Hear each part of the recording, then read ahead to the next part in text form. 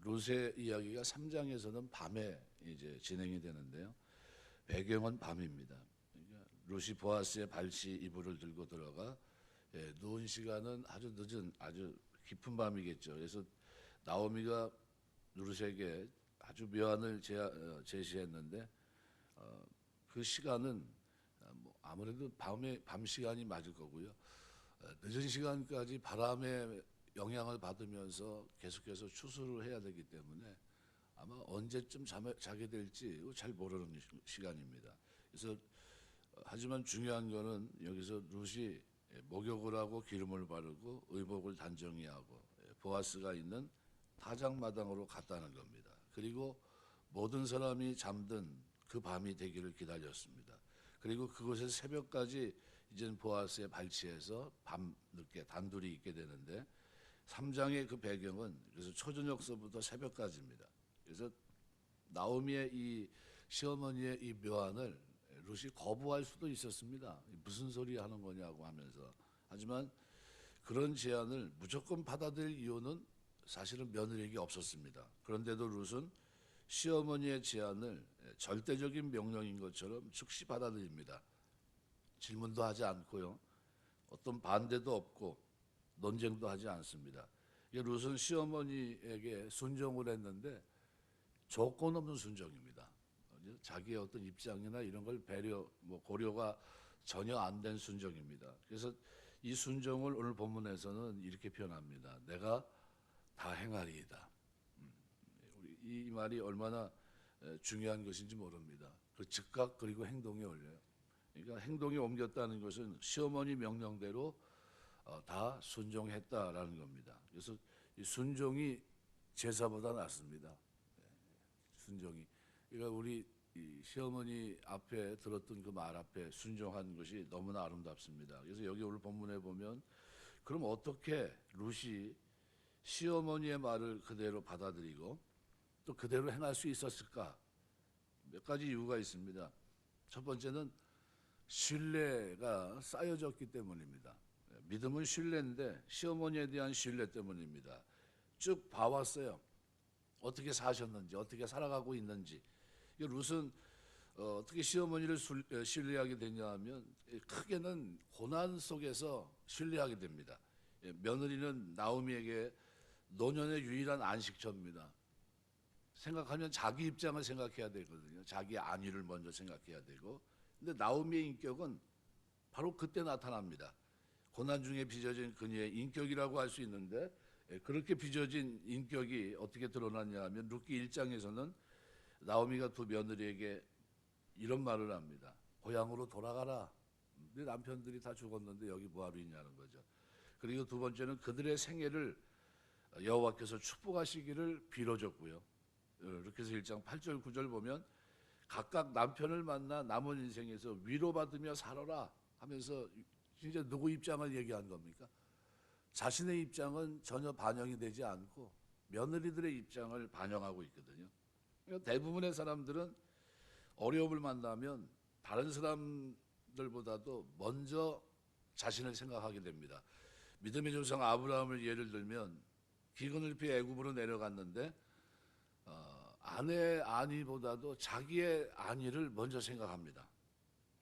만일 그대로 가서 만일 내 아내라고 한다면 뺏길 수 있을 것 같은데 차라리 누이라고 하자 이렇게 합니다. 그러면 생명은 내가 보존하지 않겠는가? 뭐 엉뚱한 생각을 합니다.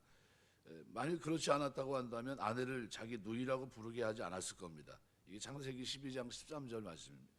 그러니까 나오미는 사실 모든 것을 다 잃었습니다. 남편도 두 아들도 잃었고 재산도 체면도 뭐 말이 아닙니다. 그녀에게 남은 것이 있다면 고난입니다. 고난 속에서 견뎌냈던 삶 이거밖에 없어요. 그런데 그런 암담한 상황 속에서도 나오미는 앞길이 창창한 며느리를 생각하면서 나보다는 이타적으로 다른 사람을 배려하는 생각을 합니다. 자신은 길을 가다 죽는다 할지라도 그래도 먹을 것이 없어 굶어 죽을지 모른다 할지라도 그래도 며느리들의 안위를 먼저 생각하고 있다는 거죠. 오늘 우리 그리스도인들이 살아가면서 제일 어려운 문제가 뭐냐면요. 이 신뢰를 갖게 하는 이 과정 속에서의 삶입니다. 믿을 수 있어야 되는데 믿을 수 없게끔 행동을 하거든요. 그러니까 거기다가 나오미는 룻도 동서를 따라 모압 백성으로 돌아가라고 간청합니다. 나오미의 말은 진심이었습니다. 그게 뭐 그냥 지나가는 말로 듣기 좋은 말을 어부린 게 아닙니다. 룻의 장래를 위한 말이었습니다. 자신의 안위는 조금 더 생각하지 않았고 룻을 위해서 희생적이고 이타적인 말을 합니다. 그래서 룻을 며느리로만 보지 않고 룻에게도 인생과 미래가 있는 인격자로 대우한 나오미의 고상한 인격, 바로 그것입니다. 그래서 룻은 시어머니의 말을 그녀의 미래를 위한 제안으로 받아들일 수 있습니다. 두 번째로 이 보아스입니다. 시어머니의 묘안을 무조건 받아들인 둘째 이유는 보아스에 대한 신뢰가 생겼기 때문입니다. 아무리 시어머니가 그렇게 얘기해서 순종한다 할지라도 가서 봤는데 보아스가 흉폭한 사람이었다고 한다면, 그것도 보리 추수 때부터 밀 추수할 때까지 가서 이렇게 뭐 했습니까? 이삭 줍기를 했는데 그 주인의 모습을 간접적으로 경험합니다. 그리고 직접 대면의 말도 해봤고 종들에게 대화하는 대화의 내용도 들어봤고요. 그런데 그 모습이 모압 땅에서 보지 못했던 모습이에요. 그리고 어느 사람을 만나도 그런 모습은 발견할 수가 없었습니다. 이것이 유력한 자 보아스의 삶입니다. 그러니까 남의 집 가부가 혹시 다른 남자에게 접근한다고 하는 것은 이건 사실 부도덕한 행위로 간주될 여지가 농후합니다. 실제로 부도덕한 행위고요. 근데 오해 소지가 많은 행위인데, 근데 보아스는 다음과 같이 룻의 행위를 비난할 수도 있습니다. 아직 당신은 엘리멜렉의 큰아들 말론의 아내가 아니냐. 말론이 죽긴 했어도 가문을 떠난 것은 아니지 않느냐. 그런 이유를 가지고 보아스가 룻에게 그녀의 가문에 충실하지 못한 연인이라고 비난할 수도 있고요. 또 큰 며느리로서의 정절을 지키면서 가문에 대한 책임을 지지 않는다고 비난한다면 할 말이 없습니다. 한밤중에 외간 남자와 한 이불을 덮고 있는 행위 자체가 이것이 누가 봐도 오해 소지가 있는, 비난을 피할 수 없는 그런 자리라는 거죠. 그 다음에는 아무도 없는 그 들녘에 노총각이기 때문에 순간적인 충동을 억제하지 못할 수도 있다는 겁니다. 그러니까 모든 책임을 여자에게 돌리면 그럼 어떻게 될까요? 그는 룻이 매춘부처럼 밤에 그에게 접근해서 그를 유혹했다 비난하게 되고, 그렇게 되면 모압 여인 룻은 더 이상 나오미와 시어머니와 함께 할 수 없습니다. 유다 베들레헴에 거주할 수도 없게 되고요. 굉장히 난처한 상황이 벌어집니다. 또 마지막으로 이 보아스는 가난에 찌든 모압 여인이 자기를 돈 때문에 유혹했다는 소문을 퍼뜨릴 수도 있습니다. 예나 지금이나 젊은 여성들이 경제력, 권력을 두루 갖춘 나이든 남자들을 유혹하는 경우가 왕왕 있어요. 그는 룻을 그렇게 비난할 수도 있다는 거죠. 네가 경제적인 이유 때문에 이렇게 다가왔냐라는 거죠.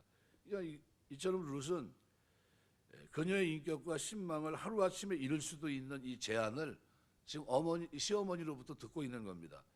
그런데 조금도 주저하지 않았고 받아들였는데 그 이유는 보아스에 대한 신뢰가 있었기 때문입니다. 그분은 그런 사람이 아니라는 거죠. 그 사람은 여호와 하나님을 경외하는 사람이라는 거죠. 그 사람 삶 속에는 뭐가 흐릅니까? 헤세드의 사랑이, 선대하는 삶이 흐르고 있더라는 거예요. 어머니에게 봤던 그 모습이 그 보아스의 모습에서도 여실히 드러나고 있었던 겁니다. 그래서 룻은 유다 베들레헴으로 돌아온 이래 보아스 밭에서 몇 달 동안 이삭을 주우면서 보아스를 지켜봤습니다. 근데 그가 결론 내린 건 뭡니까? 그는 참된 신앙을 가진 인격자라는 거예요. 말만 홀만 좋은 것이 아니라 실제로 그렇게 살아가는 사람이었다는 겁니다. 그러니까 보아스가 그의 하인들을 신앙적으로 대하는 것도 봤고요. 2장 4절. 또 자기에게 신앙적으로 말해주는 2장 12절. 처음으로 그런 호의적인 대우를 받았거든요. 말만 들어놓은 허울 좋은 신앙인도 아닙니다. 자신의 신앙을 행동으로 옮길 줄 아는 사람이었습니다. 그래서 룻과 같은 미천하고 가난한 이방 여인에게도 보아스가 보여준 것은 뭡니까? 따뜻함이에요. 따뜻하게 대하는 고상한 인격자의 모습이옵니다. 이삭을 줍는 가난한 과부 나그네인 자신에게 먹을 것과 마실 것을 넘치도록 주는 모습을 그는 기억해냅니다. 그런 남자라고 한다면 믿고 자신을 맡길 수 있다고 생각했을 겁니다. 비록 장소와 시간은 오해 소지가 있지만 그래도 신뢰할 수 있다고 생각했어요. 왜? 그는 하나님을 경외하는 사람이고 거기에다가 뭐까지 들었습니까? 기업 모를 자의 책임을 누구에게요? 시어머니 나오미에게 들었던 겁니다. 아, 이런 것이 있었구나. 그 일이 이루어지겠구나 하는 거죠. 세 번째는 룻의 입장입니다. 룻이 시어머니의 제안을 받아들인 세 번째 이유는 룻의 결단력에 있습니다. 아무리 뭐라고 해도요, 이렇게 환경이 딱 맞춰졌다 할지라도 근데 사람이 우유부단하면요 전진이 안 됩니다. 그래서 앞으로 행동이 안 나가요. 모압 여인인데도 그들 가운데 와서 사는 유다 가문의 시집을 왔고 룻이 전혀 다른 민족에 속한 남자를 남편으로 맞이했다는 자체가 그녀의 결단력을 말해주는 겁니다. 지금은 뭐 외국인들과 결혼하는 예가 좀 많은데요. 제가 어렸을 때는 뭐 난리 났습니다. 뭐 외국인들이 들어와도 뭐 그냥 뭐 외국인 한 사람 보려고 막 쫓아다니고 막 그랬던 기억이 있는데요. 그녀는 처음부터 다른 여인과 달랐습니다. 그런 결혼을 마다하지 않았고요. 남편을 잃은 청산과부가 됐지만 그럼에도 친정으로 돌아가지 않고 시집에 계속 남습니다. 또 시어머니를 붙쫓아 다른 나라로 이민을 간다는 건 역시 그녀의 결단력을 말해주는 아주 두드러진 모습이고요. 자신의 부모, 고향, 형제, 친구들을 다 잃었지만 그 이름을 조금도 주저하지 않습니다. 이건 결단력이 있다는 겁니다. 용감하기까지 한 그녀의 결단력은 누가 봐도 처음서부터 그 인생이 좀 남다르다라고 할 수 있습니다. 이 결단력의 극치는 이스라엘 하나님 여호와를 그녀의 하나님으로 받아들였다는 사실입니다. 완전히 뭐까지 바꿉니까? 종교까지 싹 바꿨어요. 룻기서 1장 16절 어머니 하나님이 나의 하나님이 되시리라. 하나님 섬기로 가겠다는 거예요. 그 신앙 때문에 그녀는 고향도 부모도 친구도 모든 정겨웠던 삶으로부터 떠나갑니다. 그 신앙 때문에 그녀는 낯선 땅 유다 베들레헴으로 올 수 있었고 그 신앙 때문에 룻은 시어머니를 끝까지 모실 수가 있었습니다. 그녀의 결단은 남다른 것이었다는 거예요. 많은 시련 가운데서 그녀의 신앙은 깊어져만 갑니다. 그리고 그녀에게 그런 신앙의 길잡이가 되어준 시어머니에 대한 사랑도 남다른 것입니다. 그래서 그녀는 자신의 행복을 진정으로 원하는 시어머니의 마음을 조금도 의심하지 않습니다. 내가 만난 시어머니는 내가 알기로는 어떤 분입니까? 나를 향해서 호의적인 분이라는 거예요. 은혜를 베풀 줄 알고 선대하는 가장 좋은 길을 인도하시는 분이라는 거예요. 그래서 그 시어머니에게 어머니 말씀대로 내가 다 행하리이다 한 이 절제적인 순종은 그녀의 신앙적인 결단이라고 해도 지나친 말이 아닙니다. 시련 가운데서 깊어진 결단력, 이것이 룻에게 있었습니다. 용감할 정도로 결단력은 신앙 위에서 다시 한번 빛을 발합니다. 그녀는 조금도 주저하거나 염려하지 않았고 그녀의 운명을 시어머니 말에 맡깁니다. 대단한 결단력이 아닐 수 없습니다. 자기도 생각이 있을 텐데 그런데 그 생각을 다 접어요. 그리고 시어머니의 말대로 움직입니다. 즉각 일어나서 시어머니가 제안한 것을 행합니다. 그래서 오늘 본문은 그가 타작마당으로 내려가서 시어머니의 명령대로 다 하니라 이렇게 표현합니다. 우리가 하나님 말씀을 쫓아 살아갈 때 순종으로 헐릴 동이고 살게 되시길 주의 이름으로 축원합니다. 룻은 결혼, 이민 또는 이런 모든 과정에서 남들보다 결단이 남달랐고요. 다른 모압 여인들과도 달랐습니다. 같이 살았던 오르바 동서와도 달랐고요. 신앙적인 결단에서도 남다릅니다. 여호와 하나님을 그녀의 하나님으로 받아들였고요. 시어머니에 대한 순종도 남다릅니다. 조금 더 가감하지 않고 순종하고 있어요. 신앙과 시련이 만들어낸 작품이 바로 룻입니다. 그녀를 빚으시고 인도하신 여호와 하나님의 걸작품이 바로 룻이 아닌가 이렇게 생각할 수 있습니다. 말씀을 맺겠습니다. 룻의 순종을 통해 우리가 두 가지 교훈을 얻을 수 있는데요. 하나는 신뢰를 쌓아가는 인간관계의 중요성입니다. 성공한 사람들의 특징은 뭐냐면요. 관계를 잘 세운다는 겁니다. 관계를 잘 세워요. 나오미와 보아스는 룻으로부터 신뢰를 얻는 관계를 만들어갑니다. 특별하게 한 건 없는데요. 뭐대로 살았습니까? 하나님의 말씀대로 살았어요. 그 시대 사사시대인데도 불구하고 말씀대로 살아가는 그 모습을 보면서 저 사람은 믿을 수 있겠구나. 왜요? 그 시대 자기 소견에 옳은 대로 살았던 때입니다. 밤마다 주인에 따라 편차가 컸어요. 그런데 보아스의 밭은 하나님의 은혜가 흐르는 밭이었습니다. 그 밭은 선대하는 헤세드의 삶이 흐르는 밭이었어요. 이거를 누가 경험합니까? 직접 체험해봐요. 몇 달 동안 일을 하면서 거기서 어떻게 했을까요? 물도 마음껏 마시죠. 식사할 때 아마 불렀을 겁니다. 그러면서 계속해서 그를 지켜서 봤을 거예요. 그의 언행이나 그의 살아가는 삶의 모습이나. 특히 시어머니가 며느리로부터 신뢰를 얻었다고 하는 것은 엄청난 겁니다. 그죠? 나를 위해서 어머니 아니를 생각하지 않고 나를 위해서 이렇게 희생하시는 말을 하시는구나. 이게 우리가 살아가면서 신뢰받는 인간관계를 위해서 기도하시길 주의 이름으로 축원합니다. 믿을 수 있어야 되겠죠. 예수 믿으라고 해도 저 사람이 믿는 예수는 나는 안 믿는다 그러면 이건 회개해야 될 일입니다. 왜요? 신뢰가 하나도 생기지 않는 거예요. 왜? 살아가는 건 모처럼 엉망진창인데 그 입에서 예수 그리스도 이름이 나오면 좀 뻔한 거 아니겠냐는 거죠. 뭐 때문에요? 예수님은 분명히 살아계시고 부활하신 분이 맞는데 내 삶이 믿을 수 없게 만드는 거예요. 왜? 그 말씀, 내 삶 속에 말씀의 순종이 없기 때문이죠. 살아가는 삶, 거룩한 삶, 경건한 삶이 없기 때문입니다. 또 하나는 순종의 중요성입니다. 사무엘상 15장 22절 말씀대로 순종이 제사보다 낫습니다. 대부분의 사람들은 이기주의와 개인주의에 몰입해서 순종과 거리가 먼 삶을 유지합니다.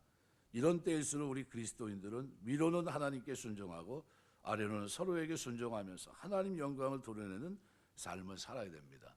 관계를 세우는 데 있어서 내 삶은 너무나 중요합니다. 어떻게 살아가느냐라는 것이고 그가 믿을 만한 사람이냐 하는 것은 더더구나 중요합니다. 왜요? 예수님의 복음 때문입니다. 그래서 사도 바울은 내가 내 몸을 복종시켰다 그랬어요. 이방인들을 구원하는 데 있어서 조금이라도 걸림돌이 된다면 그걸 어떻게 해요? 제거하겠다는 겁니다. 저가 가까이 오는데 걸림돌이 될 만한 모든 것을 제거하면서 내가 아무쪼록 저 영혼을 구원할 수만 있다면 내가 그 길을 걷겠다. 이것이 사도 바울의 입장입니다. 우리가 살아가면서 내 삶의 주변에 많은 사람들에게 나는 어떤 사람인가? 나는 그들이 믿을 만한 사람으로 신뢰를 주는 사람으로 살고 있는가?